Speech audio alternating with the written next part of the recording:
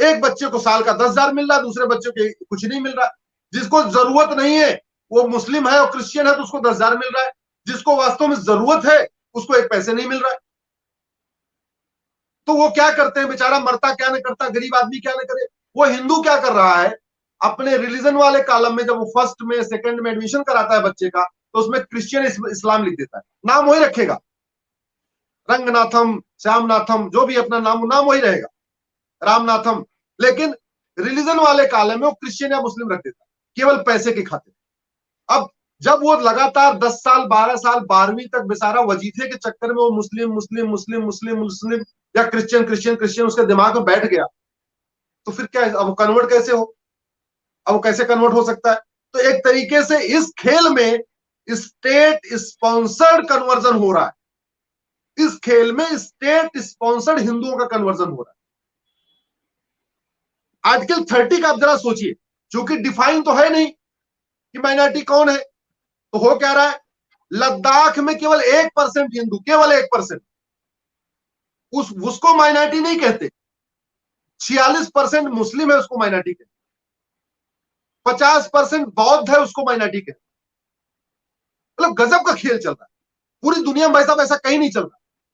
संविधान की शपथ लेके संविधान की धज्जियां उड़ाना तो कोई भारत के नेताओं से सीखे, इसी संविधान की शपथ लेते हैं, इसी संविधान के नाम पे मोटा वेतन भत्ता बंगला गाड़ी लेते हैं, इसी संविधान की आड़ में पूरी जिंदगी पेंशन लेते हैं और संविधान की धज्जियां उड़ा रहे। बाबा साहब अंबेडकर को माला पहनाते हैं, बाबा साहब का अपमान कर रहे। ये संविधान बना कि संविधान कहता क्या है, एक बार पढ़ो तो भाई जरा संविधान में क्या लिखा है। अपनी अपनी सब जो है, कोई अंबेडकरवादी बना है, कोई गांधीवादी बना है, कई सारे तो कहते हैं संविधान बचाओ संविधान बचाओ। संविधान वास्तव में जो सबसे बड़े संविधान के दुश्मन है वही कहते हैं संविधान बचाओ संविधान बचाओ।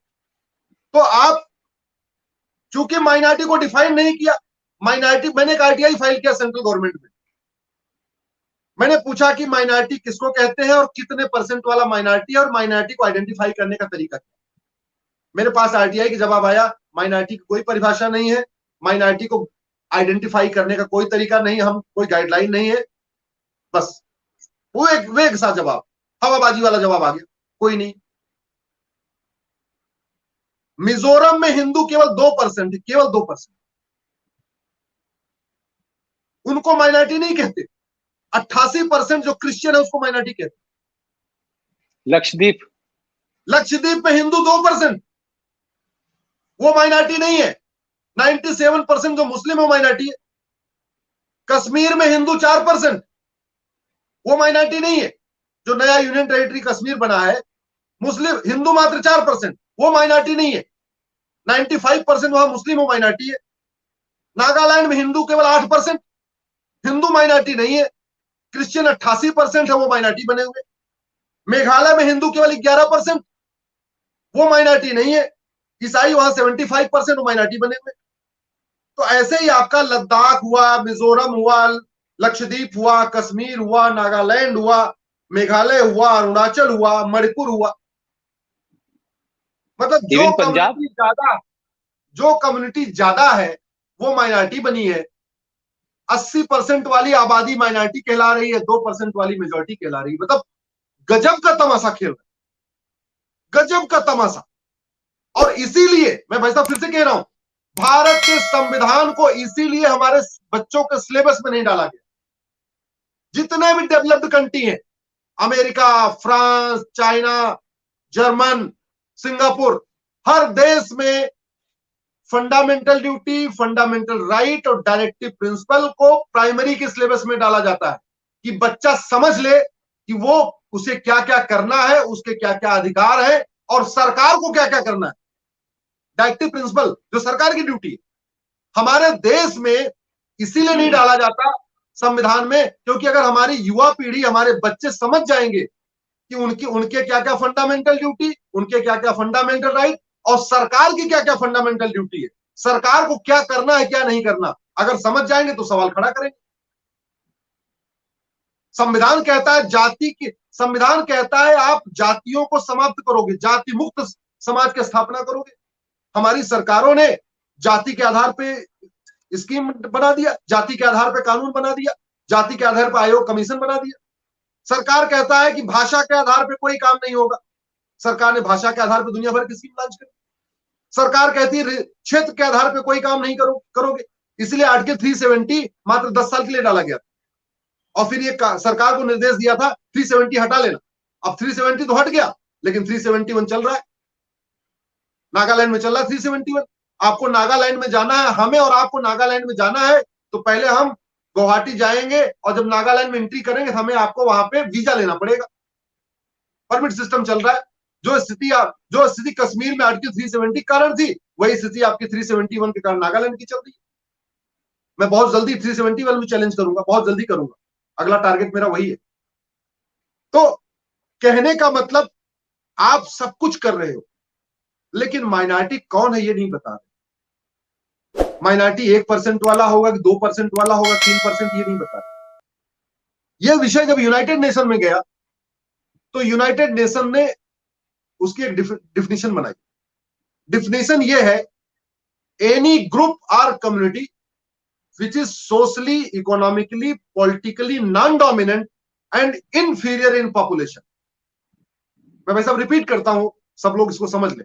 यूनाइटेड नेशन की माइनॉरिटी की डिफिनेशन है, एनी ग्रुप और community which is socially, economically, politically non dominant and inferior in population. मतलब ऐसा समुदाय, ऐसा समूह जो सोशली, सामाजिक रूप से बहुत नगण्य हो, उसकी कोई हैसियत ना हो, आर्थिक रूप से उसकी कोई हैसियत ना हो, और राजनीतिक उसका कोई वजूद ना हो, कोई राजनीतिक पार्टी उसको पूछती ना हो, और इंफीरियर इन पॉपुलेशन, संख्या में नगण्य हो। नगण्य का मतलब 0.1% हो, 0.2% हो, 0.3% हो, 1% हो, उसको कहते हैं माइनॉरिटी।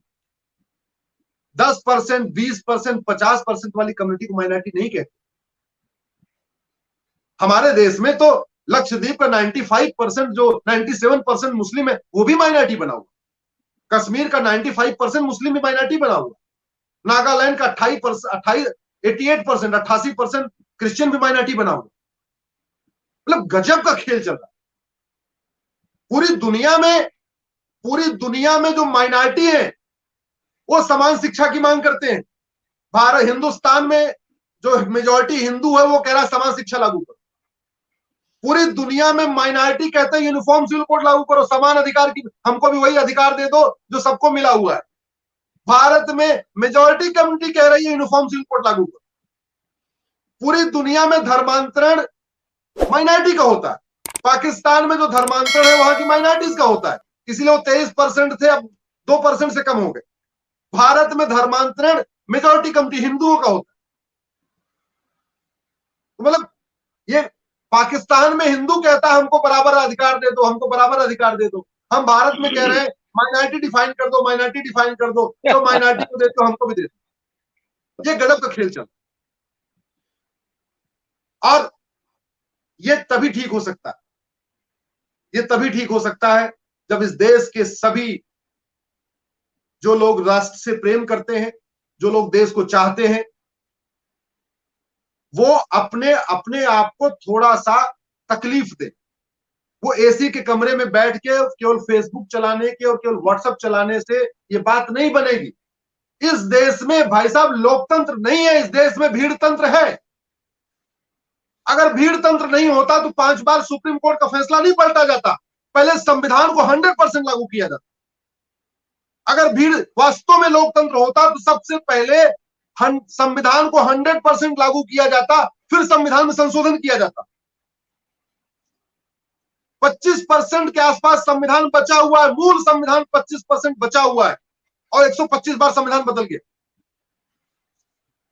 कभी आप फिर से हम लोग अगर कोशिश करेंगे, अगर आपके आदेश होगा, सप्ताह में एक बार हम एक एक आर्टिकल पे बात करेंगे जो संविधान देश की एकता अखंडता के लिए जरूरी था, जो जिस आर्टिकल को लागू करने से भारत में जातिवाद, भाषावाद, क्षेत्रवाद, अलगाववाद, कट्टरवाद, नक्सलवाद, माओवाद कम होता, जिस आर्टिकल को लागू करने से देश की एकता अखंडता मजबूत होती, वो काम नहीं किए गए, 125 बार बदल दिए।